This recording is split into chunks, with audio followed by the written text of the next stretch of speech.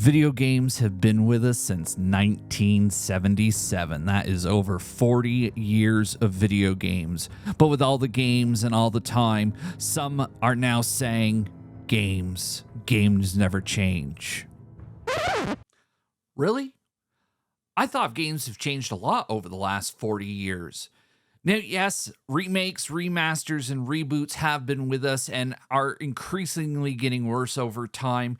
However, I think it's important to talk about the difference and when is too soon to release a game that has already come out. I'm Armand the Collector. What game would you like to see remade or remastered? Let me know in the comments below and let's get into it.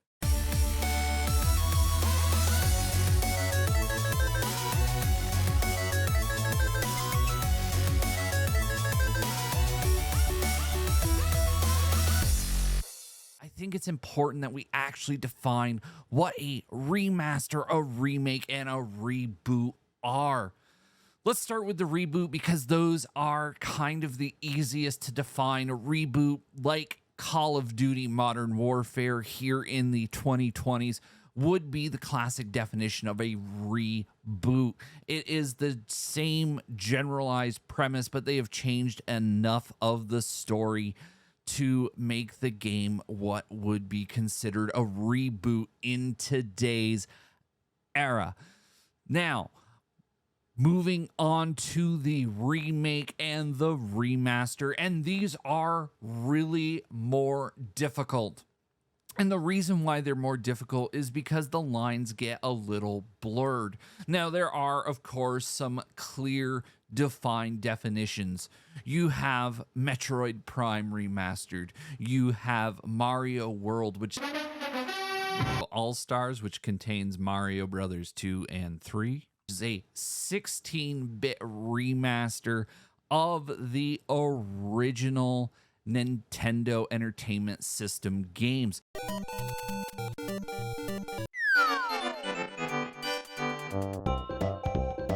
You have games such as Star Ocean Second Story R, which is a remaster of a PlayStation game, and there are countless others.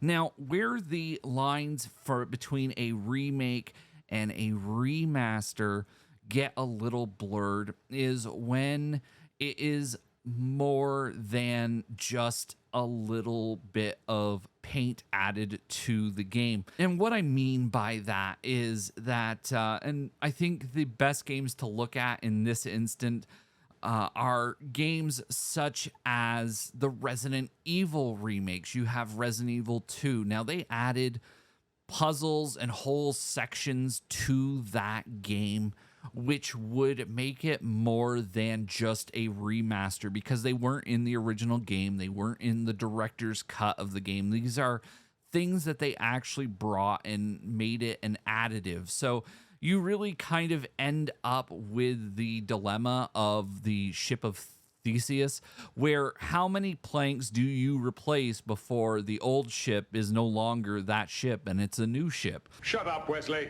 Another dilemma is if you're looking at the Final Fantasy Pixel remasters. Now, the games originally came out on the Nintendo Entertainment System, the Famicom game system over in Japan. And these games, when they were brought forward, you could say it's an extra coat of paint because the original pixel art was done in a 240p CRT generation, and these have been completely redone. So in the sense of a remaster, this is more like in the sense of a movie remaster where it was up-resed and the negatives were rescanned. So it's a remaster more in that sense than adding all new graphical paint to it. I mean, I guess the definition of adding graphical paint, such as in Mario RPG or the upcoming Paper Mario 1,000 Doors, is that they're going back and they're adding new graphics into it. So it's more like a George Lucas special edition remaster kind of deal where most of the original stuff is there, but there's some new paint on it, but it doesn't substantially change or add to the story. Now, I think a good place to talk about our remakes is, and these are a few great examples, the Trials of Mana. I mean, that was a entire remake of that game in the sense of they've changed the way that the battle system is and the whole way that you look at the game in general. So I feel Trials of Mana is a great one. Another good example of a remake, of course, is Final Fantasy VII Remake. They have substantially changed the story. They're dividing it into 3 games. There's all new combat mechanics. Like, this is the epitome of a remade game.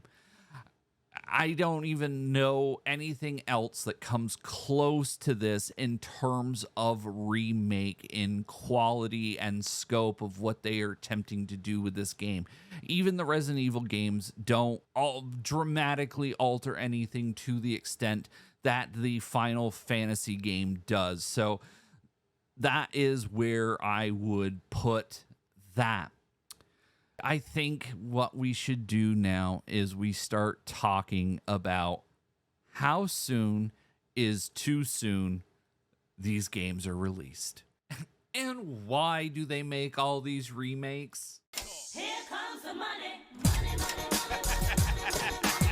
money. And you see, none of the companies are blame free in releasing all these remasters and remakes. Microsoft has done it with the Master Chief Collection, with the Gears of War Ultimate, and you could really say that Conker's Bad Fur Day in the past. They've done it with Perfect Dark in the past. So Microsoft has done these remasters just like Nintendo. Nintendo is recently very egregious with it. However, there are benefits to remasters and remakes, so I don't want you guys to think that I am against these, but really the question is, how soon is too soon? And let's talk about The Last of Us and The Last of Us 2. When these games have been announced, people, at least for the first one, lost their minds.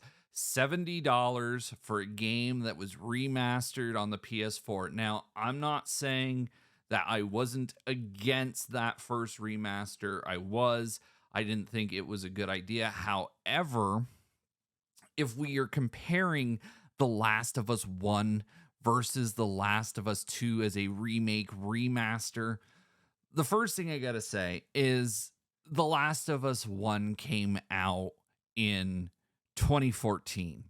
Technology has come a long way since Naughty Dog was first developing on the PS4. The Last of Us Remastered on the PS4 was a test bed for Naughty Dog to actually be able to do the work that they did with The Last of Us 2 on the PS4. Now, The Last of Us 2 on the PS4 came out in 2020. This is now 2023. The only saving grace for The Last of Us 2 is the fact that it's a $10 upgrade if you already own the PS4 disc. However, $70 for a game that came out 3 years ago for the levels, extra levels and director's commentary that they're including, for that to be unfinished, I find makes that package actually rather lacking. Is it interesting? Yes, but it's only interesting in the fact that if you enjoy extras like you would on a movie Blu-ray or a television Blu-ray where the director's talking about the levels. Now, this, of course, was a drop to try and get people in who maybe watch the HBO show, but those same people might not be as interested in game development as they are in the development of, say, a television show. Now, does this give people insight? But yeah, it does, but I don't see people wanting to spend the $70 for that drop. And again, that game is 3 years old. That, in my opinion, $70 or $10 is way too soon. Now, in its defense, because I can see both sides of a coin, I'm not completely mindless. For that extra 10 bucks, yeah, you're getting it to look better. You are getting some extra levels that maybe still aren't unfinished or that are still unfinished. And you're getting what? Maybe a horde mode that was levels from the, I guess, now in development hell, Last of Us factions game that they were trying to do. So they're trying to make a quick buck on that. I can agree with Greg Miller in the regard where he said that Naughty Dog had to put something out. Layoffs are going on all over the place and they needed to make some money. So why are people moaning and complaining? Sure, I can agree with him there. I just think if Naughty Dog was going to do any kind of project, maybe this wasn't the one to choose if they needed to do a quick turnaround on a remaster. That's just my opinion, but I think that if this game does well, it really is opening more and more of the door because guess what, guys?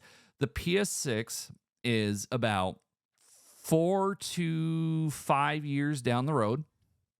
And if we don't think that they're going to attempt to try and do remake, remastered, redux, mojo mix, then they're going to. They are going to re-release these games again because The Last of Us 3, if they're already working on it, will be some form of either next-gen game, probably cross-gen because most of the player base will be on the PlayStation 5 at that point. So it will most likely be a cross-gen game. And if it's not a cross-gen game, it'll be a PS5 game. They'll do a remaster of that. And then most likely the PS6 will have some sort of advanced ray tracing or path tracing at that point because technology will have moved on. And we will get, again, remakes, remastered of these two games instead of Naughty Dog working on something new or bringing back something that hasn't been seen in decades. It's a blatant cash grab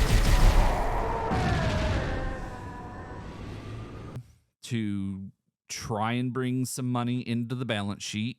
I think they could have chosen a better project to work on.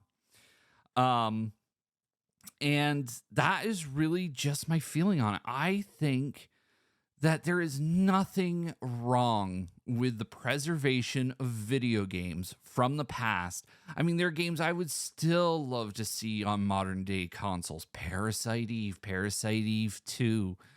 Actually, well, they would never do this. But bring back WWF No Mercy, call it WWE No Mercy at this point with the AKI guys, and actually do that whole game over again. But that would be a great one from the N64.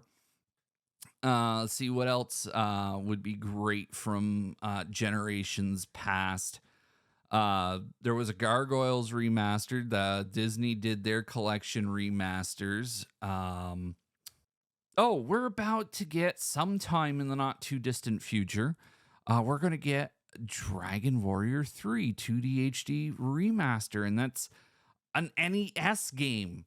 That's a game that, yeah, it's been released a couple times. I think the last release was on the DS or the 3DS, but we haven't seen that game on consoles in a really long time. I mean, maybe it's been ported to like the Wii Shop or something, but to actually get a physical version of that game, I mean, how amazing is that? Is the generations that have not had a chance to play these games will get a chance to play these games. Yeah, they may look a little bit different, but sometimes you do have to put a new coat of paint on it to really appeal to modern sensibilities. I don't have a problem with that as long as they don't mess with the core tenets of the game. I mean, if it's a remake, well, it's a remake. I'll have to decide on its own merits whether I like it or not.